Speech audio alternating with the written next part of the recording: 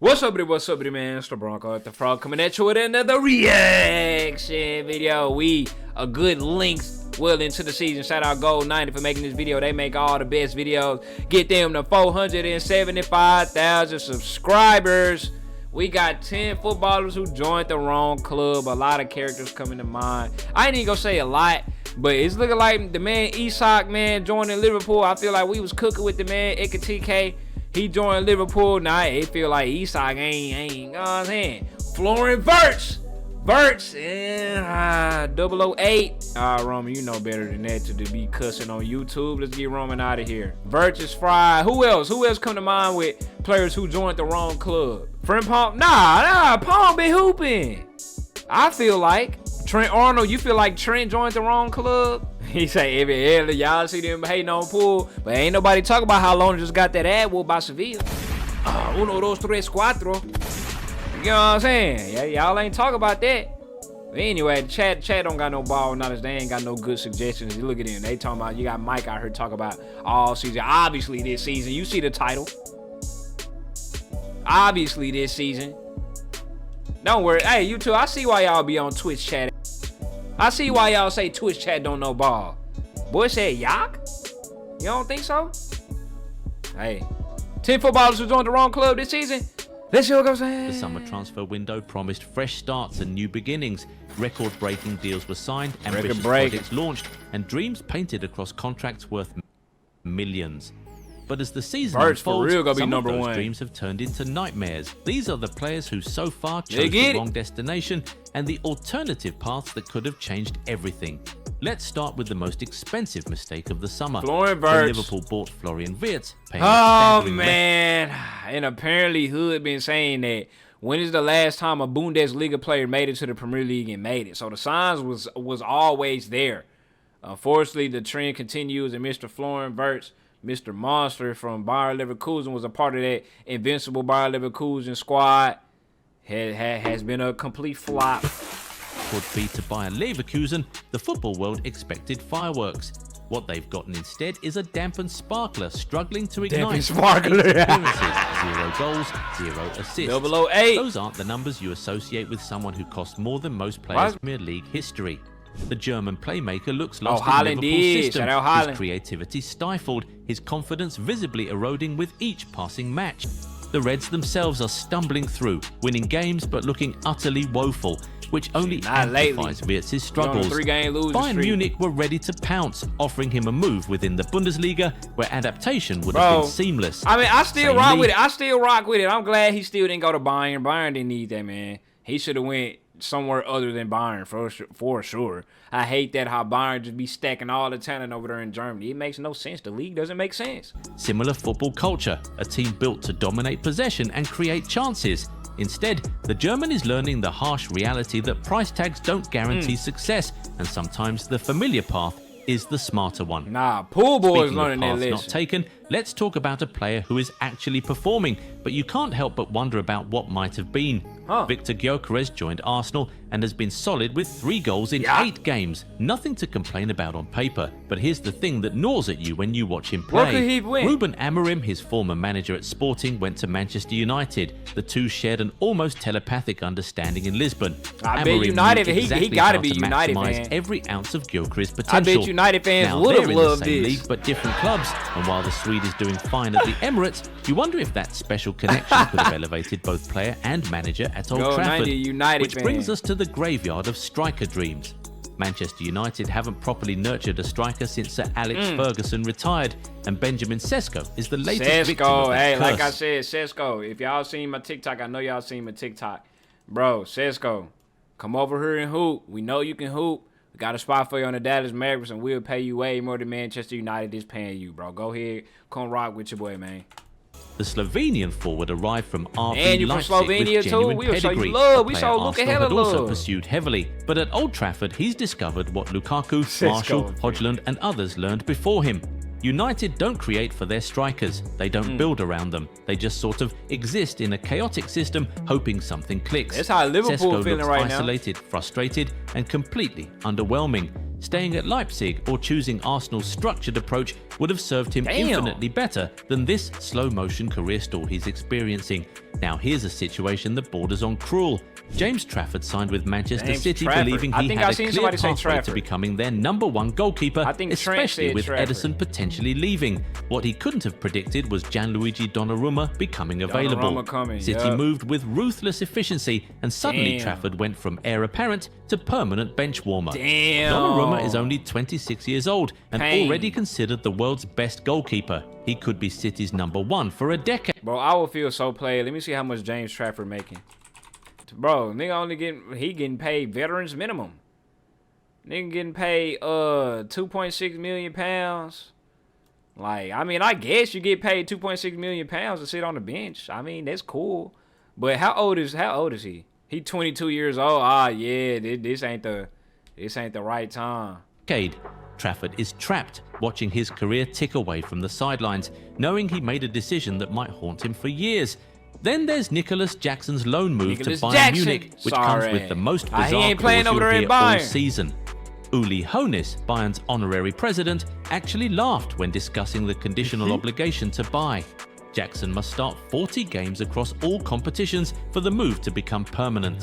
He'll never do that, Hoeneß said with a smirk. For real. Think about that. 40 games? Bayern's own leadership doesn't believe their loanee will play enough to trigger his purchase.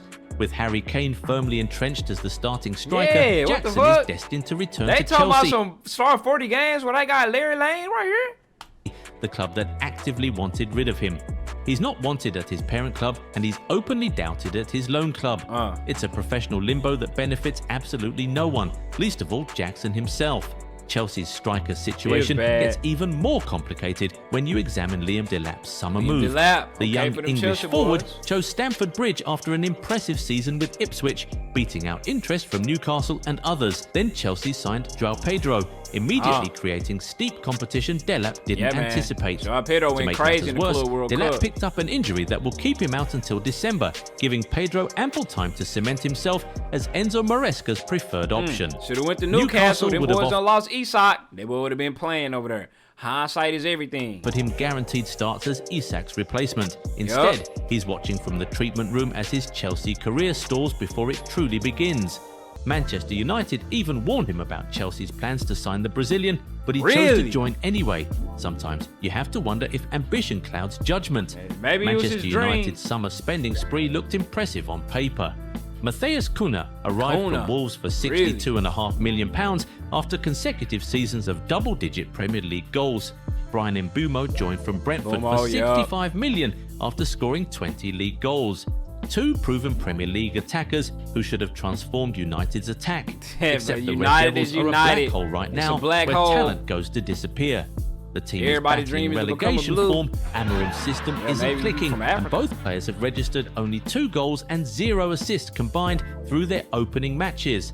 Cunha particularly looks like a shell of the dynamic forward who tormented defences for Wolves. Any other top 6 club would have been a better choice. United's instability infects everyone who arrives, and with Amorim already facing serious pressure, both players might soon be playing for yet another manager who didn't sign them and might not want them. And speaking y'all think Amorim is Amorim really on his way out?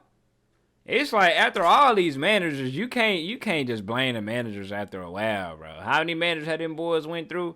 It's a culture issue. It's just rotting at its core, fool. So managerial chaos, let's address the elephant in the room.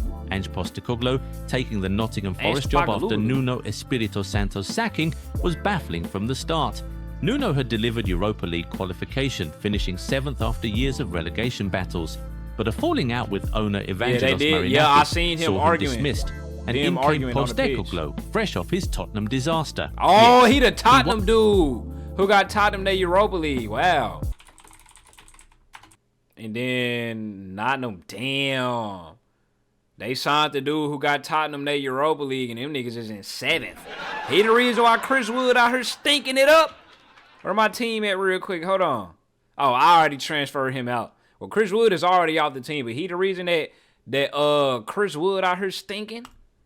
Crazy. Won the Europa League with Spurs, but they also finished 17th in the Premier League before sacking him. Nearly a month into his Forest tenure, the Australian hasn't won a single match. Forest are 17th in the table, the same position Tottenham finished under him. The patterns are repeating, the alarm bells are ringing, and what should have been a stable club after a successful season now faces a potential relegation battle. Nuno's dismissal looks more foolish by the week, and Postecoglou's appointment appears destined to join the list of managerial mistakes that could have been avoided. Jadon Sancho's journey continues its downward spiral. After Chelsea, failing right? at Manchester United and disappointing on loan at Chelsea, he's now at Aston Villa. Oh wow, really? That shows you how much I know about Jadon Sancho. Shit, this nigga like Drew. Don't play with every team in the league. A career that once promised so much. The problem is painfully obvious. The Premier League doesn't suit him. His time at Borussia Dortmund was magical, his style perfectly matched to Bundesliga football. Yet here he is, taking another shot in England with a third different club, hoping something will suddenly click. It won't. Dortmund wanted him back. The Bundesliga represents his best chance at recapturing that form. Instead, he's gambling on English football, working out on his third attempt, ignoring all the evidence that suggests he needs to return to Germany to salvage what's left of his reputation. And finally, let's talk about Alejandro Garnacho. Damn, bro, how many Chelsea boys is on his list? He got about 4 or 5 Chelsea boys on his list, man. A permanent move from Manchester United to Chelsea. Just buying. They just be buying people. Just throwing money. Chelsea's squad is bloated with talent, competition for places is ruthless, and we've seen this story before. Garnacho, frustrated at United due to limited playing time, became a locker room issue. Now, he's at a club with even more options, even more rotation, even more reasons to be frustrated. The cycle might repeat itself. Another talented young player caught in Chelsea's squad management labyrinth, wondering if the grass really is greener or if he just traded one problem for another. These stories share a common thread. At least he got the Club World Cup patch on his evaluation, kid. big moves without considering fit, decisions made on prestige rather than practicality. The transfer window rewards those who think strategically, not just financially. For these players, the summer of 2025 may be remembered as the summer they chose wrong, and the alternative paths they didn't take could haunt them as the season unfolds. Do you think any of these players will come good? Let us know in the comments. Which one of these players y'all think will come good? I know who's not gonna become good. And subscribe to the channel. Also, be sure to turn on post notifications so turn that you never miss out on any new videos. See you next time. I ain't gonna lie. I feel like nah, I'm trying to give Wirtz all the benefit of the doubt that I can. But I mean, he was, I ain't gonna lie, I seen that flash against Chelsea, bro. Mo Salah was the one who sold him, who sold his assist. He wasn't supposed to be 008. He was supposed to be 010. God damn me. He was supposed to be 010, but Mo ended up selling. Y'all seen that cute, pretty ass pass that he did to Muhammad? It ain't his fault Muhammad washed. But I mean, hey man. I mean, who y'all think the person on this list who go break out first? Boomo? Jacob say, of course Jacob gonna say the Chelsea boy, because Chelsea boy itself. Birds, hey, we'll see. Hey, shout out Go 90, go subscribe to them boys. Like I said, get them to 475,000 subscribers. Hey, 10 footballers who joined the wrong club this season.